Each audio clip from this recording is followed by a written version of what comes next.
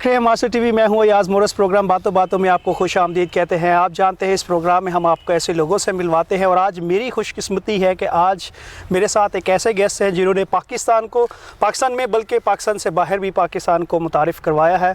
Pakistan Catholic मसीहों के लिए बल्कि पाकिस्तान के तमाम मसीहों के लिए वो एक शानदार और एक कीमती असासा है। उनकी खिदमात, उनका काम और उनकी तर्ज़ तहरीर और उनकी तकरीर ने बहुत सारे मोमिनीन को मुतासर किया है और अपने फ़न की वजह से, अपने इफ़कार की वजह से, अपनी लीडरशिप की वजह से वो अपना एक मुनफरद मुकाम रखते हैं। आज मेरे साथ फ़ादर इमैनुअल आसिम मौजूद हैं जो कि मारूफ स्कॉलर हैं और हम उनको खुश आमदीद कहते हैं। Father ji, thank you so much. सबसे पहले तो वक्त देने के लिए, मुझे अंदाज़ा है आपकी मसरूफियात का, लेकिन आपने वक्त दिया, थैंक यू सो मच। शुक्रिया।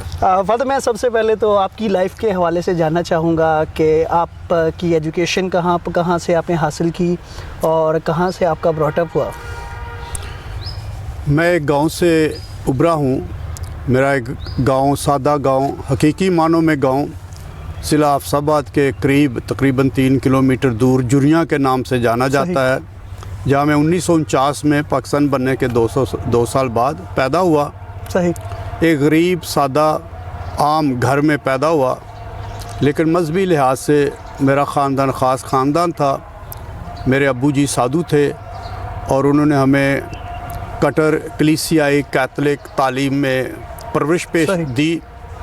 और ना सिर्फ ये कि रोज़मर्रा सुबह शाम इबादत करनी, गो हमारे घर में, हमारे गांव में गिरजा नहीं था, लेकिन हम गिरजे के बग़ैर सुबह शाम घंटी बजाकर इबादत करते रहे हैं। हमारी बरादरी इकट्ठी होती रही है। इतवार को 3 इबादत होती रही हैं, एक इतवार की, एक सुबह और शाम की। सही। इसके अलावा हमारे अब्बू ने हमें मिशनरी जज्बा दिया। दूसरे करीब के गांव में जाकर हम सारे बहन भाई जाते थे, गीत गाते थे, लोगों के सामने खड़े होकर पाक कलाम की तिलावत करते थे और बाइबल मुक़द्दस के मुतालिक ड्रामे किया करते थे। हमारे अब्बू जी को ड्रामे करने का, मुनादी करने का शौक़ था और इस शौक़ में उन्होंने हमें भी साथ मिलाया। तो इसकी वजह से छोटी उम्र से ही हमें बाइबल मुक़द्दस के तमाम वाक़यात, स्टोरीज़ हमें मालूम है, अहम शख्सियात के मुतालिक मालूम है, उनके किरदारों के मुतालिक, वाक़यात के मुतालिक हम ड्रामे भी करते रहे। सही।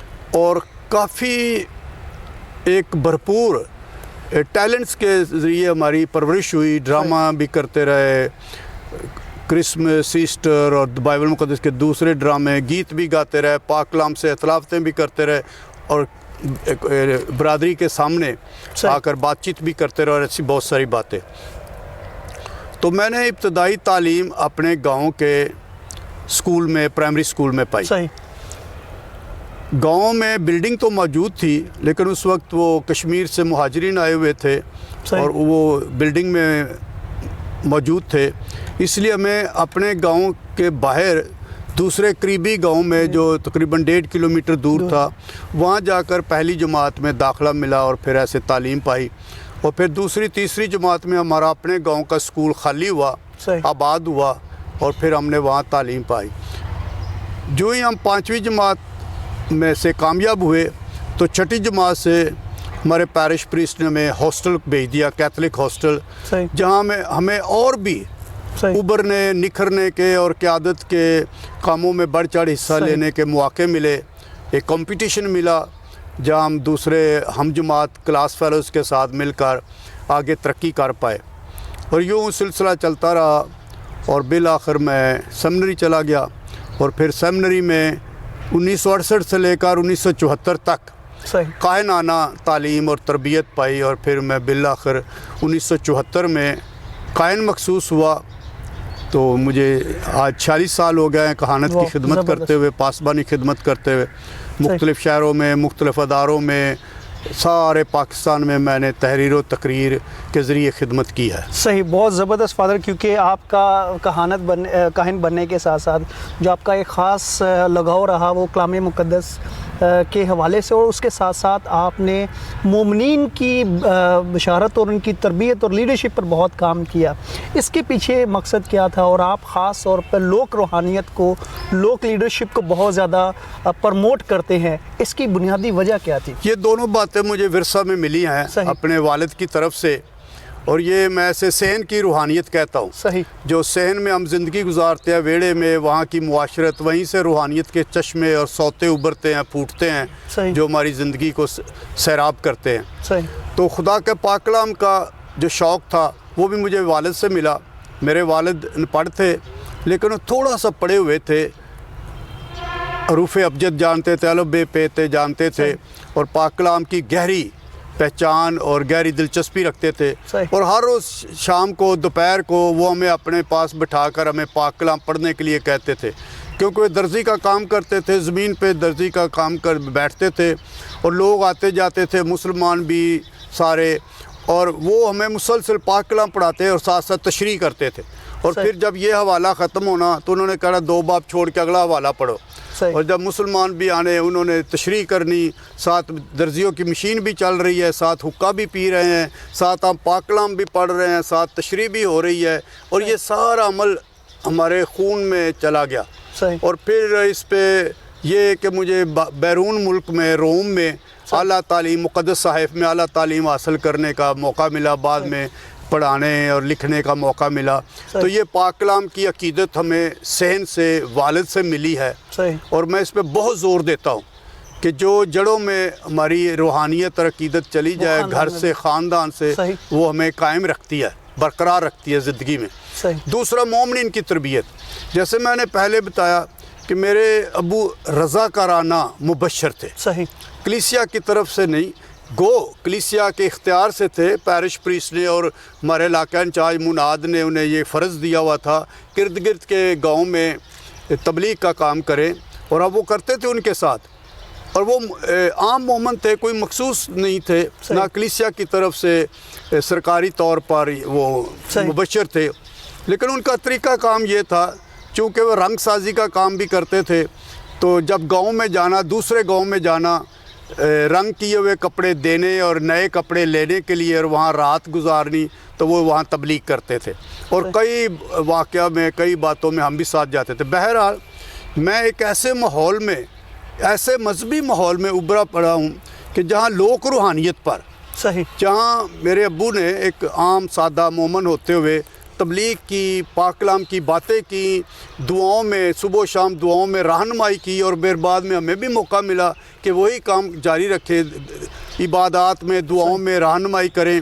تو یہ جو مومنین کی تربیت اور مومنین کی شراکت اور مومنین کی قیادت، جس پہ میں بہت زور دیتا ہوں، یہ بھی مجھے ورثہ میں ملا، صحن سے ملا، اور میں اس کا قائل ہوں، اور اس کو اپنی روحانیت کے طور پہ، اپنی پاسبانی ترجیح کے طور پہ ساتھ لیے پھرتا ہوں. صحیح. فادر، آپ کیونکہ آپ نے جیسے بتایا ایک چھوٹے سے گاؤں سے آئے، پھر آپ کو یہ اعزاز حاصل ہوا کہ آپ دنیا کے مختلف ممالک میں، بہت بڑی بڑی یونیورسٹیز کو میں آپ کو لیکچرز دینے کا بھی اتفاق ہوا، اور آپ کی بلکہ کئی کتابیں آپ نے لکھی، اور ایک کتاب جو ہے وہ کئی زبانوں میں بھی ٹرانسلیٹ ہوئی، اور بہت سارے لوگوں کی کتابوں کو جن کا کہنا ہے کہ ہم فادر ایمینول آسی کی وجہ سے آتھر بنے ہیں، جنہوں نے ان کی کتابوں کو پبلش کیا ہے. اور ایک طرف آپ نے یہ بھی آپ کے ایکسپیرینس میں ہے کہ آپ کے اساتذہ جو ہیں وہ مسلم کمیونٹی سے بھی تھے، مسیحی کمیونٹی سے بھی، ہندو کمیونٹی سے بھی، اور ایون تو یہودی کمیونٹی سے بھی. تو ایک چھوٹے سے گاؤں سے آ کے آپ کو یروشلم میں بھی، روم میں بھی، اور دنیا کے دیگر ممالک میں بھی جانے کا موقع ملا. تو جو ایک آغاز تھا، اس نے کتنی حد تک جو ہے وہ آپ کو کلیئر کر دیا تھا کہ آپ نے جو آپ کا جو ویژن ہے، جو سوچ ہے، جو کام ہے، جو خدمت ہے، وہ بڑی یونیورسل ہے؟ جیسے انسان کی زندگی نشو و نما پاتی ہے، اور آہستہ آہستہ بتدریج بڑھتی ہے، اور یہ بدن میں، عمر میں، جسم میں، یہ اس کا حصہ ہے کہ ارتقائی منازل طے کرتی ہے. ہماری سوچیں بھی ایسی نکھرتی رہتی ہیں، روز تازہ ہوتی رہتی ہیں، بشرطے کہ ہم انہیں فراخ کریں، کھولیں، موقع دیں. تو میں ایک انتہائی سادہ گاؤں تو بہت بڑا ہے، لیکن ہماری مسیحی جماعت میں 20-21 خاندان ہے، تو سادہ ایک غریب اور دعا گو برادری سے آیا ہوں.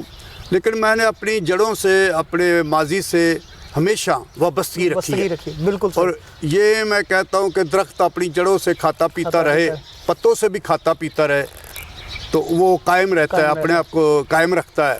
تو یہ میرا اپنا ذاتی اصول ہے کہ جو کچھ بھی میں نے اپنے گاؤں سے پایا ہے میں اس کی عقیدت کے لیے واپس لوٹتا ہوں. صحیح. تو میرے گاؤں کا میں جانا صرف ایک ملاقات نہیں، ایک زیارت ہے کہ جہاں سے میں نے سب کچھ پایا ہے. تو عالمگیریت میرے ابو کا یہ نظریہ تھا، تعلیمی نظریہ تھا. وہ انسان دوست تھے، وہ مذاہب میں مفاہمت اور مذاہب کے اوپر ہو کے سوچتے تھے. وہ دعا کرتے تھے، لوگوں کو برکت دیتے تھے، اور مسلم لوگ بھی، مسلم خاندان بھی دور دور سے اپنے مال مویشیوں کے لیے اور اپنے لوگوں کے لیے ان سے برکت لینے کے لیے آتے تھے. تو یہ جو بین المذاہب مکالمہ ہے، بین المذاہب مفاہمت ہے اور عالمگیریت کی سوچ ہے، یہ بھی میں نے اپنے گاؤں سے سیکھی ہے. صحیح. یہ نقصان اس وقت ہوتا ہے جب آپ اپنی یادوں سے فرار کرتے ہیں، جب یادوں کا انکار کرتے ہیں یا ماضی سے فرار کرتے ہیں اور انہیں اون نہیں کرتے، انہیں اپنا نہیں سمجھتے. وہ پھر آپ کی شخصیت میں بگاڑ بنتا ہے اور وہ آپ کی شخصیت میں ایک علیحدہ پن، ایک آپ کے دوسروں سے علیحدگی کی طرف لے جاتا ہے. جب آپ کی جتنی آپ کی مقامیت کی جڑیں مضبوط ہوں گی اتنا ہی آپ عالمگیریت کو زیادہ سمجھیں گے، اور جتنا آپ عالمگیریت کو سمجھیں گے اتنی ہی آپ کی مقامیت کی جڑیں مضبوط ہوں. صحیح. Thank you so much father once again. آپ کا بہت بہت شکریہ، آپ نے وقت دیا اور اپنے قیمتی خیالات کا اظہار کیا. Thank you so much. Thank you. میں بھی ماسٹرز یوٹیوب چینل کا شکریہ ادا کرنا چاہتا ہوں کہ آپ کی وساست سے کلیسیا کے بہت سے خادموں، بہت سے پاسبانوں کے انٹرویوز دیکھنے کو ملتے ہیں کہ میں اس بات کا قائل ہوں کہ ہمیں زیادہ سے زیادہ میڈیا میں جانا چاہیے، اور یہ حدوں سے باہر اور سرحدوں سے باہر بشارت کا ایک بہت خوبصورت طریقہ ہے. میں آپ کی اس کوشش کو خراج تحسین پیش کرنا چاہتا ہوں، آپ کو مبارکباد دینا چاہتا ہوں اور آپ کا شکریہ کرتا ہوں. Thank you once again. ناظرین، آج کے اس پروگرام کے ساتھ فادر ایمینول آسی کے شکریہ کے ساتھ آپ سے اجازت چاہیں گے، اور آپ سے ملاقات ہوگی اگلے پروگرام میں ایک نئی شخصیت کے ساتھ. تب تک اپنا بہت سارا خیال رکھیے گا. Thank you so much.